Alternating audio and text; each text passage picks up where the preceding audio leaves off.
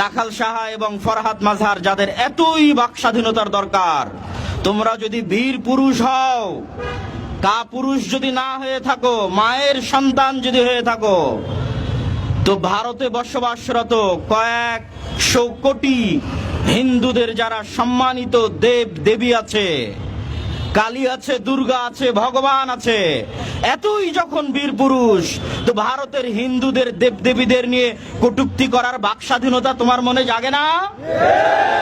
এই কাপুরুষ, এতই যখন বাক স্বাধীনতার দরকার, তো হিন্দুদের দেব দেবী নিয়ে কটূক্তি করার সাহস কেন দেখাস না?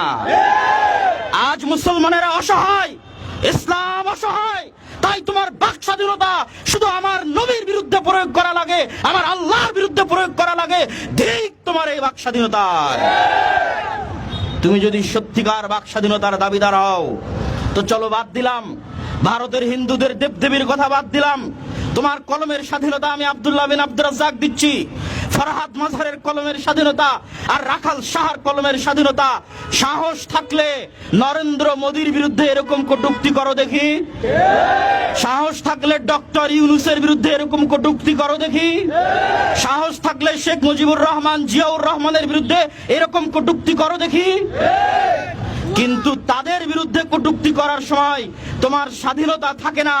আর অসহায় মুসলমান, অসহায় ইসলাম আর অসহায় মুসলমানের নবীর বিরুদ্ধে কটূক্তি করার সময় তোমাদের স্বাধীনতা জেগে ওঠে। শোনো, মুসলমানদের অন্তরের অনুভূতি তোমাদের আজকে জানিয়ে দিতে চাই।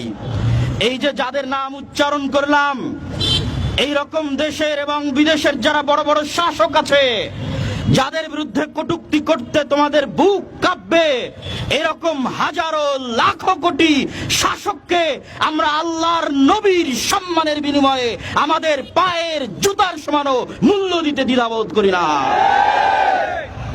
এটি তোমাদেরকে স্পষ্ট করে জানিয়ে দিতে চাই, যেই সরকার আমার নবী মুহাম্মদ সাল্লাল্লাহু আলাইহি ওয়াসাল্লামের সম্মান রক্ষা করতে পারবে না, ওই সরকার আমরা মানি না।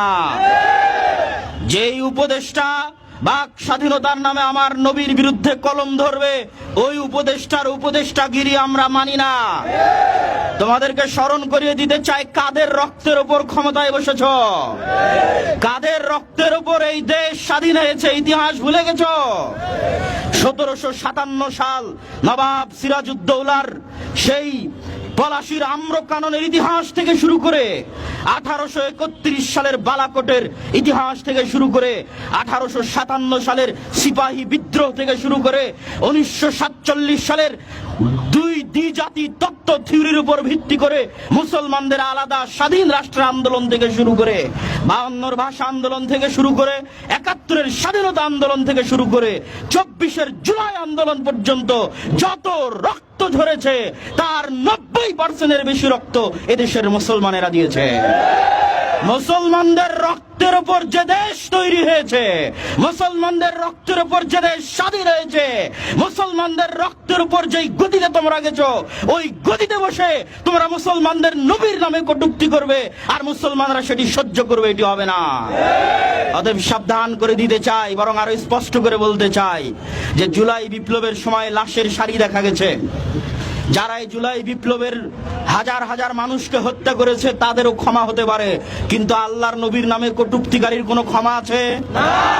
কেন ক্ষমা নাই তাকে জানেন? এই জন্য ক্ষমা নাই যে যিনি ক্ষমা করবে উনি তো দুনিয়াতে নাই। ক্ষমা করবে কে? মুহাম্মদ সাল্লাল্লাহু আলাইহি ওয়াসাল্লাম। তো তুমি কটূক্তি করেছো আল্লাহর নবীর নামে, আল্লাহর নবী দুনিয়াতে জীবিত আছে?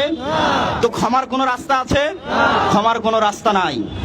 অতএব তোমরা জুলাই বিপ্লবের সময় যেমন লাশের সারি দেখেছো, বাংলাদেশের 16 কোটি মানুষ আর 3 থেকে 3.5 কোটি আহলে হাদিস, তারা আল্লাহর নবীর সম্মানের জন্য, ইজ্জতের জন্য ওই রকম লাশ নিহত হয়ে যাবে, তবু আল্লাহর নবীর সম্মানকে রক্ষা করেই ছাড়বে ইনশাআল্লাহ।